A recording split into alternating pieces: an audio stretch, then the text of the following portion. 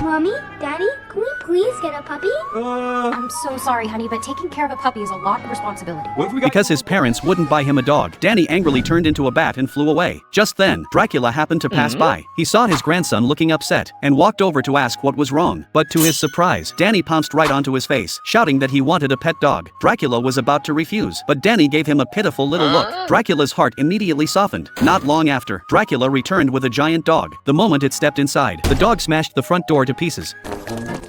Surprise! Danny froze for a second. Then, all excited, he leapt onto the giant dog. The big dog adored its little master too. It swallowed Danny in one big gulp, then immediately spat him back out. I love my puppy! From that day on, the two were inseparable. They even insisted on sleeping right next to each other. One day, Dracula took the whole family on a monster cruise vacation. Danny secretly brought the dog along, but at the entrance to the cruise hall, a big sign clearly read "No pets allowed." So Danny and little werewolf Winnie disguised the dog, even putting a hat on its head. They were very proud of their handiwork, but when they reached the doorway, the staff froze in shock at the enormous creature. Danny quickly jumped in to introduce the dog. To his surprise, they actually got away with it. The cruise was loaded with entertainment, a massive swimming pool, endless buffets, and every kind of massage and spa you could imagine. But as soon as they stepped into one of the grand halls, the dog spotted the tiny fish. It went completely wild, charging around and turning the place into chaos. The captain saw the mess and immediately threw them off the ship. Dracula started regretting ever buying the dog. It caused trouble everywhere and even kept him from sleeping. That night, Dracula was jolted awake by violent shaking. It was the dog, pounding on his coffin. Sighing helplessly, he led the dog outside. The dog opened its huge mouth. It was just hungry, so Dracula dragged out an entire cart of meat. The dog lit up with joy at the sight of the food. Hey, now who wants to sit?